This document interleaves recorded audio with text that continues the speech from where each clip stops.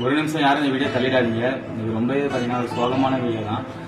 என்னோட நண்பன் பார்த்தீங்கன்னா என் கூட 10th வரைக்குமே பார்த்தீங்கன்னா நல்லா தான் படித்து வந்துட்டு இருந்தான். திடீர்னு பார்த்தீங்கன்னாக்கா அவன் ஸ்கூலுக்கு வரவே இல்லை. என்னடா ஆச்சுன்னு சொல்லிட்டு நாங்களும் போய் சரியாக பார்க்கல. நான் ஒரு மாதத்துக்கு அப்புறம் பார்த்தேன், ஹாஸ்பிட்டலில் இருக்கான் அப்படின்னு சொன்னாங்க.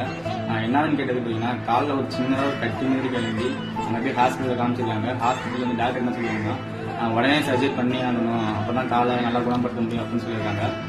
அவனே பார்த்தீங்கன்னாக்கா அவங்க வீட்டில் வந்து இருக்க எல்லா காசுமே போட்டு அவனை சர்ஜரி பண்ணி வச்சுருந்தாங்க. சர்ஜரி பண்ணியுமே பார்த்தீங்கன்னாக்கா அவனுக்கு ஃபுல்லாகவே கால் ஒரு சைடு ஃபுல்லாகவே வேலை செய்யாமல் ஃபுல்லாக போயிடுச்சு. கிட்டத்தட்ட இடைப்பட்ட காலமாக ஒரு 5 வருஷமாக பார்த்தீங்கன்னாக்கா அவன் வீட்டில் தான் உட்காந்தே இருக்கான். அவனுக்குன்னு அப்பா கிடையாது, அவங்க அம்மா மட்டும் இருக்காங்க. அவங்க அம்மாவுக்குமே வயசாகிடுச்சு. அவங்க அம்மா தான் அவனுக்கு சாப்பாடு போடுறது எல்லாமே செஞ்சுருந்துருக்காங்க. உங்களால் முடிஞ்ச அளவுக்கு இந்த வீடியோ எந்த அளவுக்கு ஷேர் பண்ண முடியுமோ அந்த அளவுக்கு ஷேர் பண்ணுங்க. பாலாண்ணா, ராகவரான்னு சொன்னேன், அவங்களாம் நிறைய பேருக்கு உதவி பண்ணிட்டுருக்காங்க.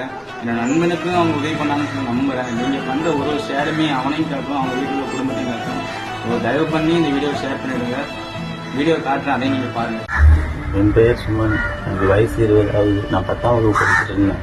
15 வயசுல எனக்கு இருந்தாங்க 2 கட்டி மட்டும் கிளம்பி காலில் சீல் வச்சு எனக்கு காலுக்கு வீட்டு சர்ஜரி பண்ணோம். சர்ஜரி பண்ணி ஆப்ரேஷன் பண்ணோம். ஆப்ரேஷன் பண்ணி காலுக்கு க்யூர் ஆகல.